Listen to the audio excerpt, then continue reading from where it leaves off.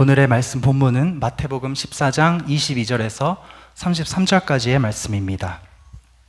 마태복음 14장 22절에서 33절까지 말씀입니다.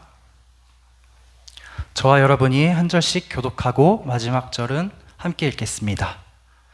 예수께서 즉시 제자들을 재촉하사 자기가 무리를 보내는 동안에 배를 타고 앞서 건너편으로 가게 하시고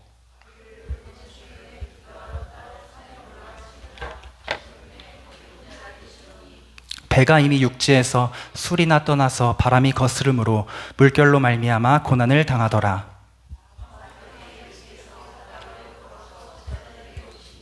제자들이 그가 바다 위로 걸어오심을 보고 놀라 유령이라 하며 무서워하여 소리 지르거늘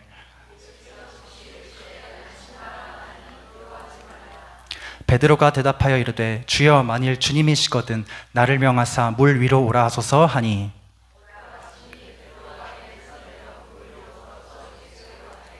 바람을 보고 무서워 빠져가는지라 소리질러 이르되 주여 나를 구원하소서 하니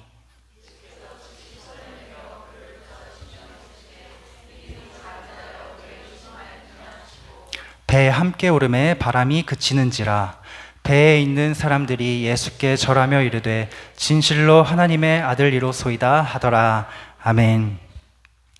사랑하는 여러분, 우리 아하브 예배 뭔가 전통이 있는 것 같습니다.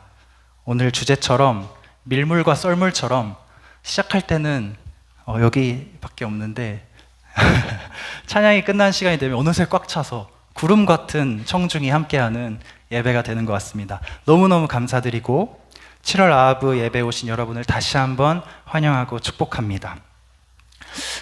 이번 달 아하브 예배의 주제이자 설교의 제목은 은혜의 바다로입니다. 은혜의 개울 아니고 은혜의 도랑 아니고 은혜의 강도 아니고 은혜의 바다입니다. 왜 바다일까요? 바다가 제일 크고 넓고 깊기 때문에 단순한 이유에서 바다라는 주제를 잡았습니다. 우리는 모두 은혜를 풍성히 누리며 살아가기를 원하는 사람들입니다. 왜냐하면 은혜는 그리스도인의 생명이죠. 생명줄이죠. 그리고 우리의 에너지이고 우리의 힘이기 때문입니다. 우리는 이렇게 찬양합니다. 은혜 아니면 살아갈 수가 없네. 호흡마저도 다 주의 것이니. 찬양하지 않습니까? 제가 그리스도인들을 세상에 있는 사람들과 구별해서 볼 수 있는 표지를 하나 고르라면 그리스도인들은 한마디로 은혜를 아는 사람들이다 라고 표현을 할 것 같습니다. 자기 힘으로는 살 수 없다는 걸 너무 뼈저리게 잘 알기 때문에 그리스도의 은혜를 바라보는 사람들이 그리스도인들이죠. 우리가 기도를 할 때에도 절대로 빼놓지 않는 간구가 바로 주여 은혜를 주시옵소서, 은혜를 허락하여 주옵소서. 곧 여름 성경학교와 수련회를 합니다. 중고등부 청년부. 부모님들이 아이들을 보내면서 이렇게 응원하지요. 야, 제이야, 재아야, 태린아, 은혜 많이 받고 와. 이렇게 응원을 하지요. 때로 우리가 살면서 슬럼프를 겪거나 침체가 돼서 맥이 없을 때는 이렇게 푸념합니다. 아, 은혜가 다 떨어졌나 봐. 은혜가 부족해. 어딜 가서 어떻게 은혜를 채울 수 있을까? 이렇게 여러분, 은혜라는 것은 우리 그리스도인의 삶을 전체를 이끌어가는 힘입니다. 그렇다면 여러분, 은혜를 알고 은혜로 살아가는 자인 여러분들에게 아주 중요한 질문을 한 가지 드리겠습니다. 먼저 말씀을 한 구절 읽어보겠습니다. 고린도후서 6장 1절입니다. 함께 읽겠습니다. 시작. 우리가 하나님과 함께 일하는 자로서 너희를 권하노니 하나님의 은혜를 헛되이 받지 말라. 사랑하는 여러분, 은혜를 받으면 받은 거지 헛되이 받는 거는 뭡니까? 은혜를 헛되이 받을 수도 있나요? 하나님이 주신 건데.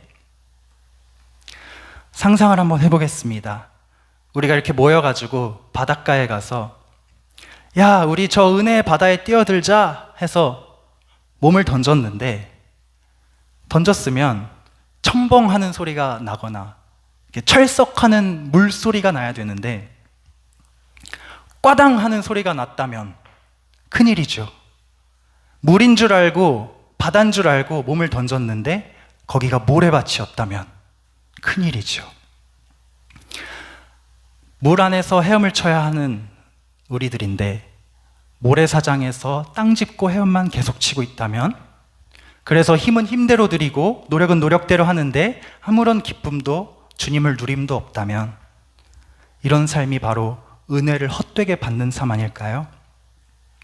사랑하는 여러분, 우리는 오늘 말씀을 통해서 은혜에 대한 참된 지식을 더하기 원합니다. 하나님께서 값없이 주시는 그 은혜를 걷어차는 사람이 아니라, 헛된 곳을 찾아다니면서 은혜하는 사람이 아니라, 하나님께서 참으로 우리에게 예비하신 그 은혜의 바다에서 헤엄치고 뛰노는 우리가 되기를 주님의 이름으로 축복합니다. 먼저 이것을 짚고 넘어가도록 하겠습니다. 은혜란 무엇입니까? 은혜란 무엇입니까? 우리가 보는 성경에 은혜라는 말이 가장 처음 등장하는 곳이 어디일까요? 네, 가장 첫 책인 창세기부터 은혜라는 말이 등장합니다. 우리 창세기 6장 8절을 함께 읽어보겠습니다. 시작. 그러나 노아는 여호와께 은혜를 입었더라. 죄악이 너무 가득하고 더럽고 추한 세상에, 그 세상을 보시며 한탄하시고 근심하시던 하나님이 안 되겠다, 다시 시작해야겠다 결심하시고 모든 것을 쓸어버리겠다고, 심판하시겠다고 홍수를 계획하십니다. 읽은 8절 바로 앞 7절에 이렇게 써 있습니다. 이르시되 내가 창조한 사람을 내가 지면에서 쓸어버리되 사람으로부터 가축과 기는 것과 공중의 새까지 그리하리니 이는 내가 그것들을 지었음을 한탄함이니라. 그리고 나서 바로 8절이 이어집니다. 그러나 노아는 여호와께 은혜를 입었더라. 더러운 세상이 다 쓸어버림을 당하지만 여호와의 은혜를 입은 단 한 사람, 노아를 통해서 그의 가족과 모든 생명체의 씨를 살리시겠다는 하나님의 그 구원 계획이 홍수의 계획과 함께 시작됩니다. 여러분, 홍수와 방주는 하나의 작전, 하나의 플랜입니다. 심판과 구원은 하나의 계획입니다. 우리는 방주와 구원에만 초점을 맞추지만 하나님은 사랑과 정의의 하나님이시기 때문에 언제나 심판과 구원을 함께 진행하십니다. 그런데 여러분, 심판과 구원 중에서 구원의 큰 축을 담당하게 될 이 노아라는 사람이 어떤 기준으로, 어떤 이유로 하나님께 선택이 되었을까요? 그 많은 사람 중에 왜 노아만 은혜를 입었을까요? 바로 뒷절에 9절에 노아에 대한 신상 정보가 나오는데요. 창세기, 성경에 노아가 이제 처음 등장하는 거니까 설명을 해줘야 되지 않습니까? 이 사람이 누군지 설명을 해야 하지 않겠습니까? 죄송합니다. 이제 한 장 넘겨주시겠습니까? 그래서 8절에 이어지는 9절, 10절에 이렇게 노아에 대한 설명이 나오는데, 우리 한번 9절, 10절을 읽어보겠습니다. 시작.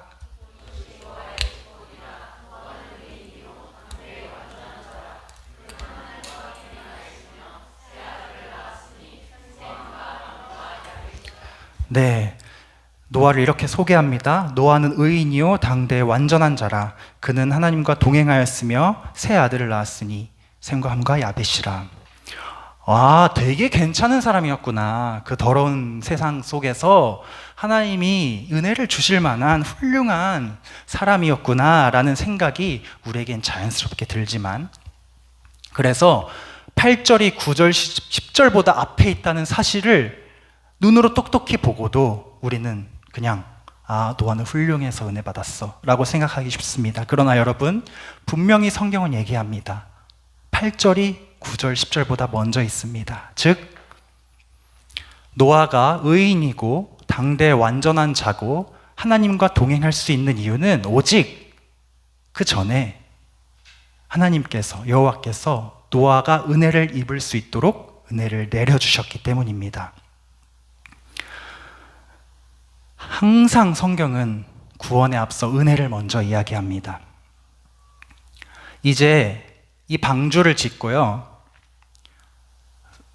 구원이 일어날 겁니다.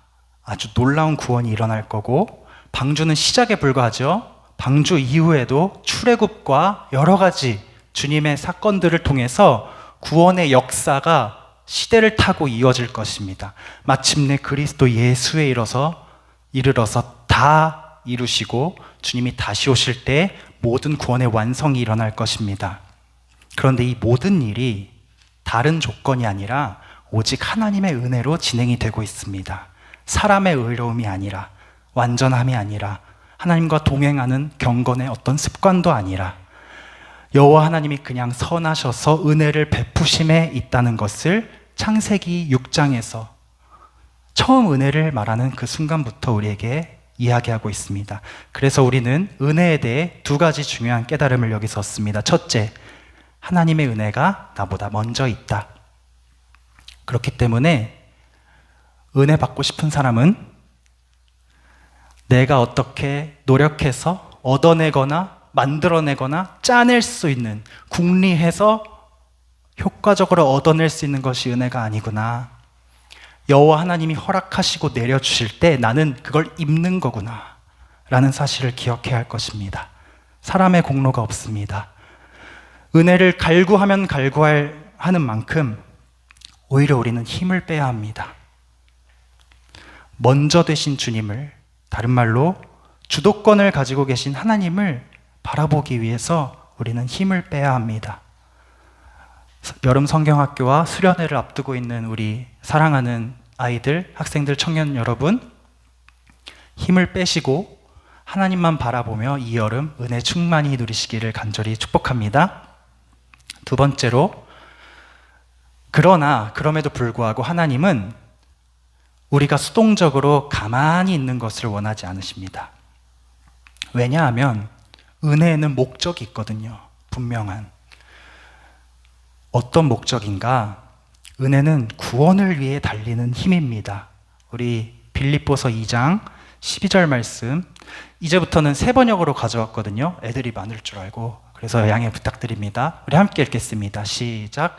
그러므로 사랑하는 여러분, 여러분이 언제나 순종한 것처럼 내가 함께 있을 때뿐만 아니라 지금과 같이 내가 없을 때에도 더욱더 순종하여서 두렵고 떨리는 마음으로 자기의 구원을 이루어 나가십시오. 아멘. 여러분, 구원은 하나님이 하시는 거잖아요. 그런데 여기 보면 구원을 이루어 나가라 라고 권유하고 요청합니다. 구원을 이루어 나가라는 게 무슨 말일까요? 구원은 하나님이 하시는 것인데 어떻게 내가 이루어 나갈 수 있을까요?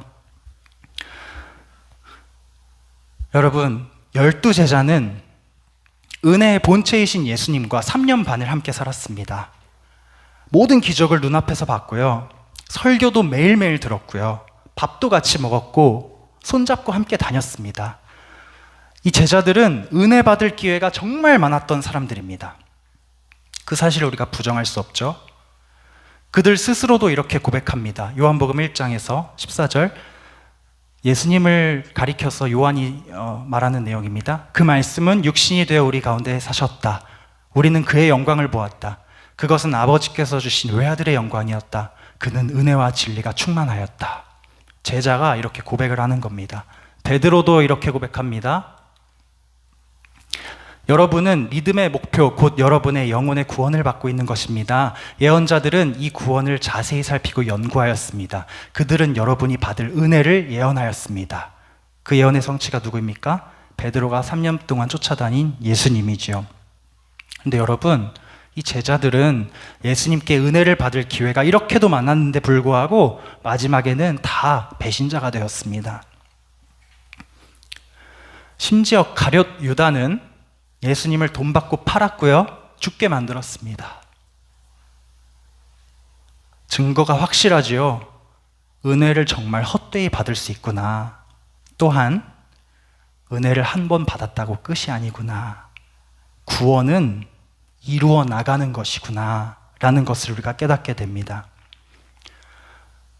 구원을 이룬다라는 말은 구원이 과정이라는 뜻이고, 시간의 흐름에 따라서 우리가 점차 완성해 나가는 단계라는 뜻입니다. 그렇기 때문에 여러분, 우리는 매 순간 은혜를 구해야 하고 매 순간 은혜 안에 거해야 합니다. 여러분, 낙심하지 않을 것은 우리 안에 이런 확신이 있습니다. 오늘 본문을 통해서 예수님은 이렇게 말씀하세요. 나는 너희들이 나를 필요로 할 때, 너희들이 은혜를 필요로 할 때 즉시 너희에게 다가가서 손을 내밀 거야 라는 선언을 오늘 하십니다. 오늘 눈치채셨을지 모르겠지만 읽은 본문에 즉시라는 표현이 총 3번 나오거든요. 무리를 걸어오신 예수님 이야기가 마태복음에도 있고 마가복음에도 있고 요한복음에도 3군데 다 있는데, 마태복음에서만 즉시라는 이 짧은 연결사를 통해서 이 단락들을 이어나갑니다. 그래서 여러분, 오늘 우리는 은혜 주시기 위해서 즉시 행동하신 그 예수님의 3가지 행동을 통해서 본문을 3부분으로 나누어서 은혜를 나누기 원합니다. 들으시면서 우리에게 즉시 은혜를 주기 원하시는 그 주님의 음성에 귀 기울이시고 아멘으로 반응하는 모두가 되기를 축복합니다. 첫 번째 즉시입니다. 마태복음 14장 22절 우리 함께 읽어보겠습니다. 시작. 무리를 보내신 후에 기도하러 따로 산에 올라가시니라. 저물매 거기 혼자 계시더니. 죄송합니다. 이건 23절이고요. 제가 22절을 읽어드리겠습니다. 예수께서 즉시 제자들을 재촉하사 자기가 무리를 보내는 동안에 배를 타고 앞서 건너편으로 가게 하시고. 여러분, 이 무리를 걸어오신 예수님 이야기는요, 마태, 마가, 요한복음 3군데 쓰여 있는데 모두 앞뒤로 오병이어 사건을 탁탁 앞뒤에 두고 그 사이에 마치 햄버거 패티처럼 껴 있습니다. 오병이어가 마침 빵 얘기잖아요. 그래서 기억하기가 쉬워요. 빵이 앞뒤로 있고 가운데 물리를 걸어오신 은혜의 주님. 이 이야기가 한 단락입니다. 하나의 이야기입니다. 그래서 여러분, 우리는 물 위로 걸어오신 예수님 이야기를 꼭 오병이어와 함께 봐야 돼요. 여러분, 오병이어의 기적이 무엇입니까? 주님의 구원은 먹고 사는 문제를 뛰어넘어서 영원히 살고 영원히 죽는 차원에 있다는 깨달음을 주신 게 오병이어의 사건이죠. 그러나 여러분, 사람들은, 무리들은 그 구원의 가치를 모릅니다. 주님이 주신 은혜가 뭔지 그 가치를 몰라요. 와, 빵 저렇게 빨리 많이 만드네? 예수님을 기껏해야 능력 좋은 제빵사 정도로만 이해합니다. 그리고 그를 억지로 임금으로, 왕으로 추대하려고 합니다.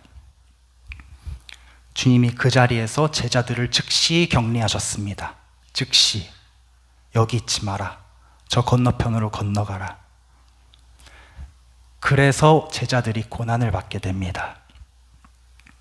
오늘 제자들이 물 위에서 받은 모든 고난은요, 예수님 때문에 일어난 일이에요. 예수님이 제자들을 안전한 육로로 보내셨다면, 혹은 늦었으니까 자고 내일 아침에 보내셨다면 좋았으련만, 주님은 굳이 즉시 사람들이 예수님을 오해하고 임금으로 추대하려고 하는 그 현장을 즉시 벗어나서 그 위험한 바다에 배를 띄워 보내시고 건너편으로 가라고 목적지도 설명해 주시지 않으세요. 일단 건너가. 가는 게, 격리가 중요하다는 거죠. 왜일까요, 여러분? 왜 그렇게 하셨을까요? 저렇게 값싼 은혜에 만족하는 제자가 되지 말라고 하는 주님의 메시지입니다. 내가 너에게 주는 은혜는 먹고 사는 문제에 급급하여서 그거를 해결하기 위해서 나에게 빵 주세요, 빵 주세요 하는 은혜가 아니야. 너희가 내 제자라면 먹고 사는 문제 너머에 있는 영원한 생명, 영원한 죽음을 생각하고 그것을 위하여 일하는 제자들이 되어야 해 라는 말씀입니다. 주님의 진짜 가치는 무엇입니까, 여러분? 오병이어 사건에서 요한복음에서 주님이 이렇게 말씀하시죠. 나는 하늘에서 내려온 생명의 빵이다. 썩을 양식을 위해서 일하지 말고 영생하도록 있는 양식을 위해 일해라. 나는 하늘에서 내려온 살아있는 빵이니 사람이 이 빵을 먹으면 영생하리라. 무리들과 제자들은 예수님의 이 말을 듣고 몹시 혼란스러워서 대부분이 도망갔습니다. 저 무슨 말이야? 나를 먹으라니, 내가 빵이라니, 내 살을 먹어야 영원히 살 거라니, 이게 무슨 말이야? 그냥 빵이나 내놓지. 먹고 사는 게 중요하지 않대. 그럼 뭐가 중요해? 더 큰 일이 있대. 뭔데? 영원한 생명, 영원한 나라가 있대. 웃기고 있네. 가버리는 거지요. 요한복음 6장 66절에 보면 예수님이 이렇게 생명의 빵 말씀하시고 나서 사람들의 반응이 나옵니다. 우리 함께 읽어볼까요? 시작. 이 때문에 제자 가운데서 많은 사람이 떠나갔고 더 이상 그와 함께 다니지 않았다. 예수께서 12제자에게 물으셨다. 너희까지도 떠나가려 하느냐? 여러분, 우리도 제자의 삶을 사실 거라면요, 우리 인생의 중요한 길목마다 주님이 반드시 여러분께 이렇게 물으실 것입니다. 너희도 떠날 것이냐? 너희도 먹고 사는 문제 때문에 나를 버릴 것이냐? 인생의 길목마다 이 질문을 하실 것입니다. 여러분 어떻게 대답하시겠습니까? 두 번째 즉시 보도록 하겠습니다. 마태복음 14장 26절, 27절 함께 읽겠습니다. 시작. 제자들이 그가 바다 위로 걸어오심을 보고 놀라 유령이라 하며 무서워하여 소리 지르거늘 예수께서 즉시 이르시되 안심하라 나니 두려워하지 말라.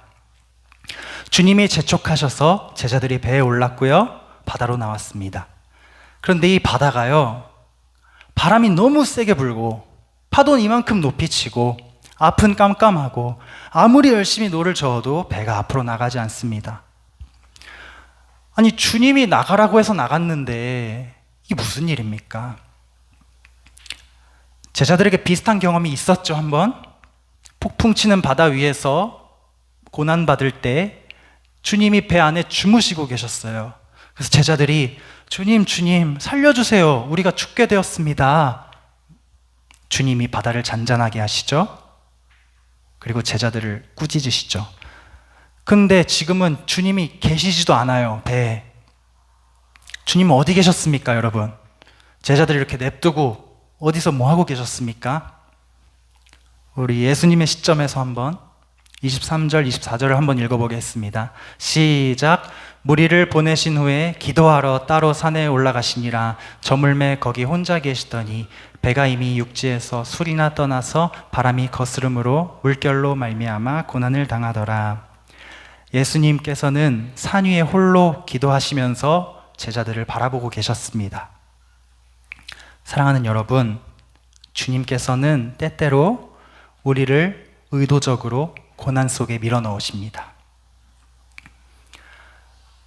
바람이 불고 파도가 치고 노를 아무리 열심히 저어도 앞으로 나아가지 않는 상황 가운데 우리를 두시고 그냥 보고 계십니다. 왜일까요? 괴롭히시려고 그런 걸까요? 아니죠. 주님은 우리가 우리 힘으로 해결할 수 없는 어려움을 주시길 원하세요.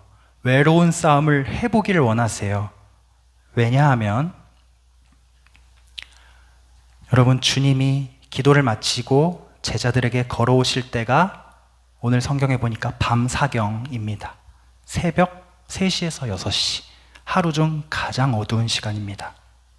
제일 깜깜할 때, 밤중에서도 제일 무서울 때 주님께서 제자들이 타고 있는 배를 향하여 물 위를 걸어서 오십니다.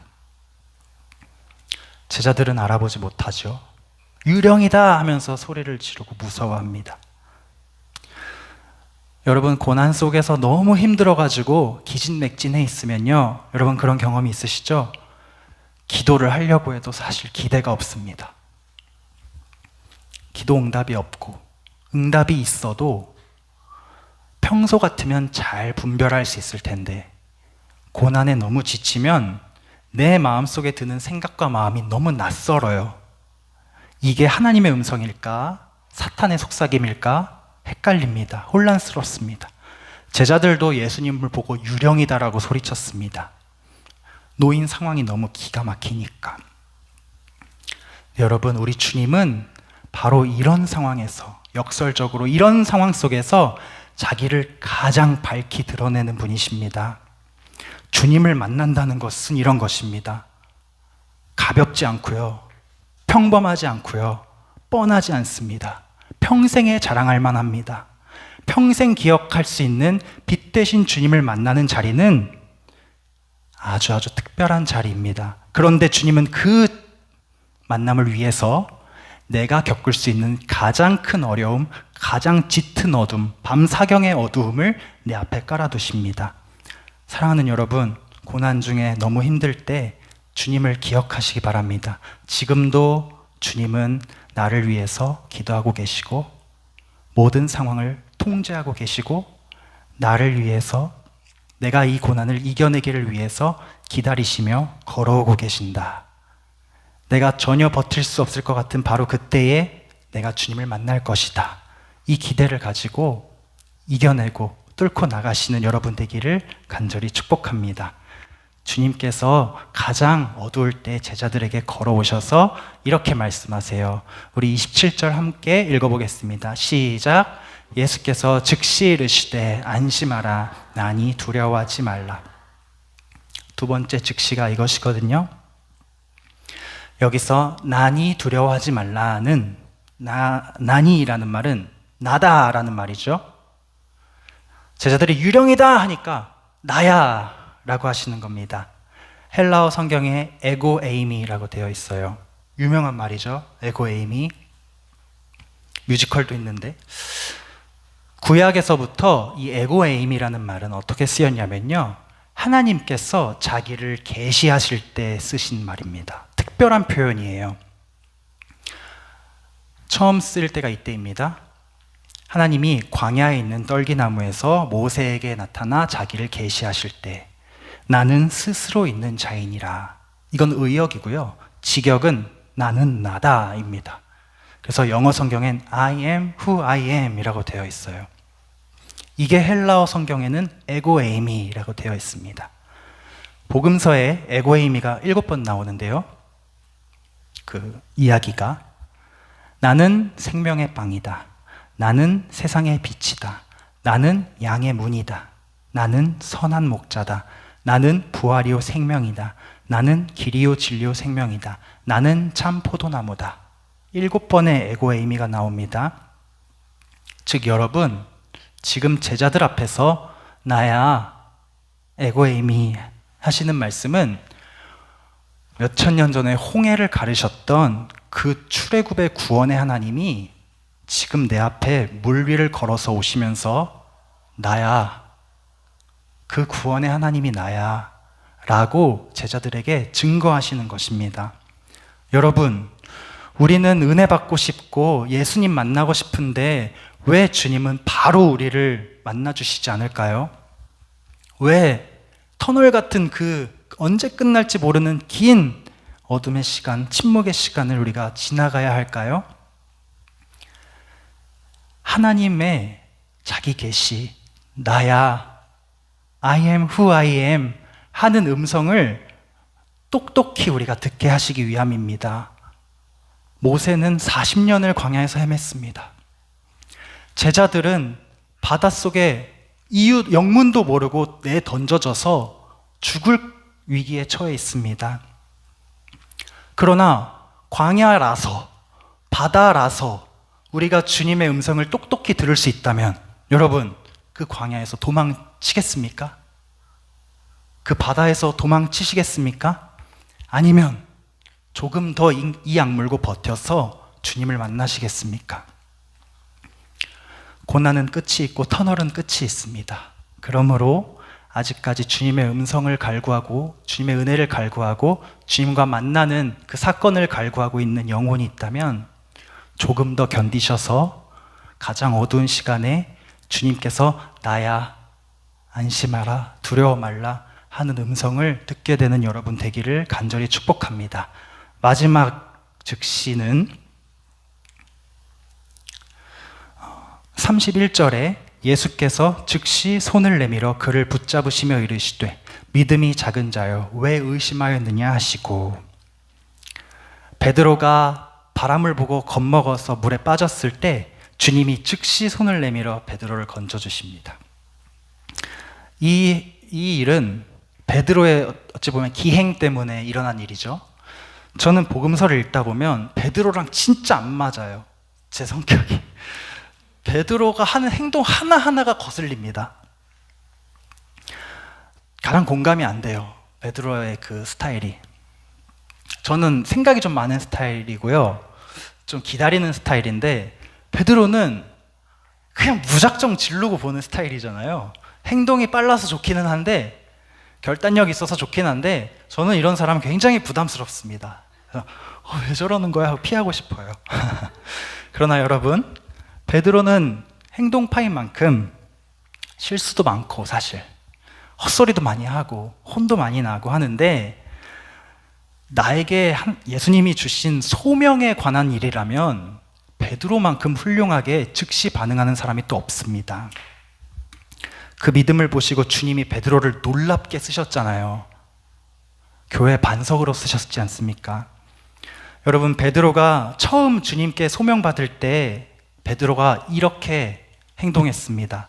우리 함께 읽어보겠습니다. 시작. 말씀하시되 나를 따라오라 내가 너희를 사람을 낚는 어부가 되게 하리라 하시니 그들이 곧 그물을 버려두고 예수를 따르니라. 여기 나오는 곧이라는 헬라어가 아까 우리 14장에서 본 즉시와 똑같은 단어가 쓰였습니다. 즉시와 즉시가 만나면 엄청난 시너지가 나옵니다, 여러분. 주님의 즉시와 내 결단의 즉시가 만나면 인생이 바뀌는 것입니다. 여러분, 저는 베드로가 아직도 무슨 생각으로 주님이시면 나를 물 위로 걸어오라고 해주세요 라고 했는지 그 의미를 모르겠어요. 아직도 모르겠어요. 이게 무슨 심리에서 나온 말인지 모르겠습니다. 그런데 여러분, 베드로다운 이런 요청을 주님이 예스, 오라 하셨을 때 베드로는 이 세상에서 그 누구도 경험해보지 못한 주님과의 단둘의 그 시간, 주님을 바라보면서 물 위를 걸어가고 주님이 나를 기다리시고, 근데 바람을 살짝 봐서 무서워져가지고 빠졌는데 주님이 즉시 나를 건져주셔서 감사하고, 그런 경험, 베드로만 했던 경험이잖아요. 여러분, 이 장면에서도 모세에게 나타나신 하나님이 저절로 겹쳐 보여요. 오라 하시는 말씀은요, 여러분, 내 신을 벗으라 하는 말과 같습니다. 신을 벗는다는 것은 나를 감싸고 있는 마지막 보호수단을 벗어버리고 거룩한 하나님의 사명에 동참하고자 맨발로 나를 내던지겠다는 뜻입니다. 오라, 배에서 내리는 것도 마찬가지입니다. 세상에 누가 깊은 바다를 제정신인 사람이 발을 내디뎌서 걸을 수 있겠습니까? 그러나 주님께서 오라 하셨기에 그 말씀 하나만 믿고 발을 내디뎌 보는 것, 모세와 베드로. 모세는 저는 입이 뻣뻣하고 혀가 둔하고 말 못합니다. 상황을 보면서 주저하고 망설였습니다. 엄청 혼났죠, 하나님한테. 베드로는 바람을 보고 무서워서 물 아래로, 잘 걸어가던 물 아래로 빠져 들어갔습니다. 혼났죠, 주님한테. 하나님이 모세에게 내가 할 말을 줄게. 그리고 너한테 말 잘하는 형이 있잖아. 함께 가. 내가 너희 둘에게 행할 일을 가르칠게 라고 하셨고요. 물에 빠진 베드로에게는 건져주시고 함께 배에 오르셨습니다. 주님 손잡고 배에 오른 베드로가 탁 흠뻑 젖은 채로 배에 올라서 본 첫 광경이 뭐였을까요, 여러분? 내 손을 잡고 나와 함께 계신 주님과 주님이 세우신 제자 공동체가 보였겠죠. 제가 성격이 굉장히 소심하고 기도하는 방법, 헌신하는 방법 여러 가지 있어서 하나님과의 관계에 있어서 굉장히 조심스럽고 소극적인 사람이었습니다. 지금도 그런 성향이 많고요.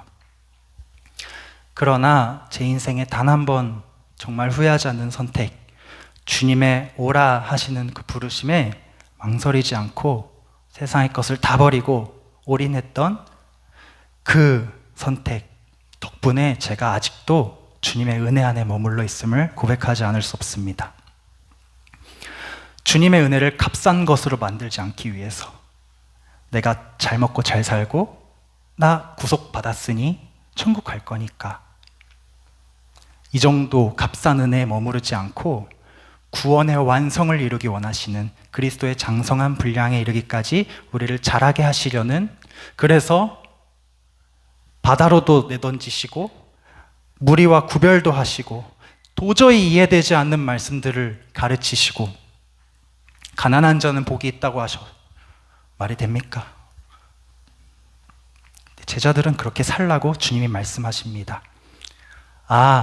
더 큰 일이 있어서, 구원이라는 일이 있어서, 영원한 하나님의 나라가 있어서 나는 그걸 따라 보겠습니다 결심하고 행동했을 때, 그때부터 저의 은혜 받는 삶은 시작되었습니다. 그 전까지는 헛되이 받은 은혜에 불과했어요. 사랑하는 여러분, 건너편 땅에 이제 도착을 해서 주님이 제자들에게 물으셨습니다. 너희도 가려느냐? 무리가 다 떠나가는데 너희도 나를 떠나갈 것이냐? 그때 제자들은 어떻게 대답했을까요? 특히 물 위를 걸어보았던, 빠져도 보았던, 건짐도 받아보았던 베드로는 어떻게 대답했을까요?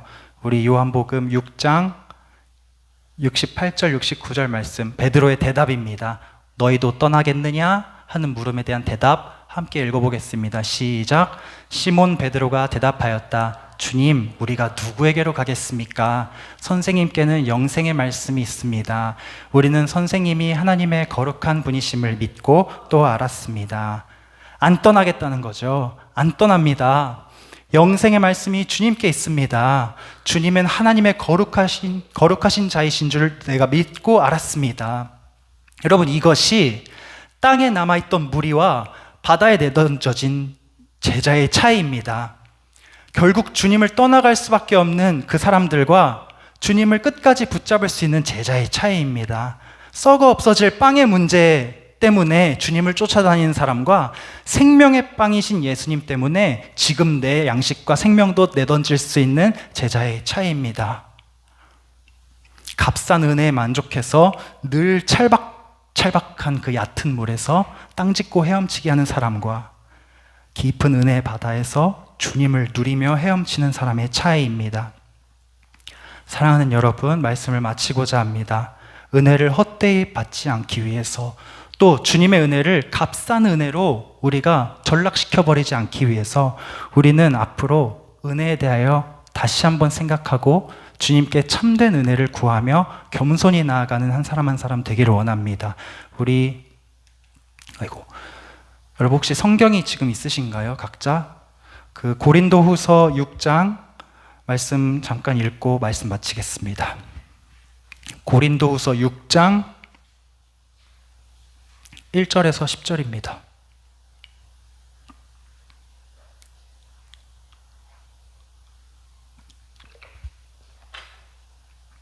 고린도후서 6장 1절에서 10절 말씀을 저와 여러분이 한 절씩 교독하고 마지막 절은 함께 읽겠습니다. 우리가 하나님과 함께 일하는 자로서 너희를 권하노니 하나님의 은혜를 헛되이 받지 말라.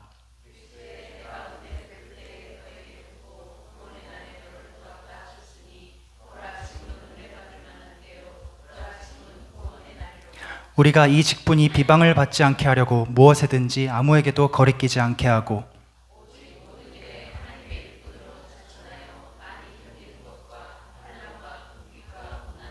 매맞음과 갇힘과 난동과 수고로움과 자지 못함과 먹지 못함 가운데서도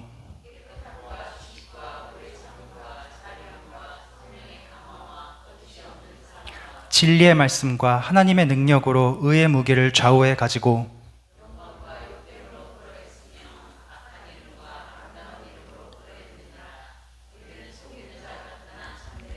무명한 자 같으나 유명한 자요 죽은 자 같으나 보라 우리가 살아있고 징계를 받는 자 같으나 죽임을 당하지 아니하고 근심하는 자 같으나 항상 기뻐하고 가난한 자 같으나 많은 사람을 부요하게 하고 아무것도 없는 자 같으나 모든 것을 가진 자로다.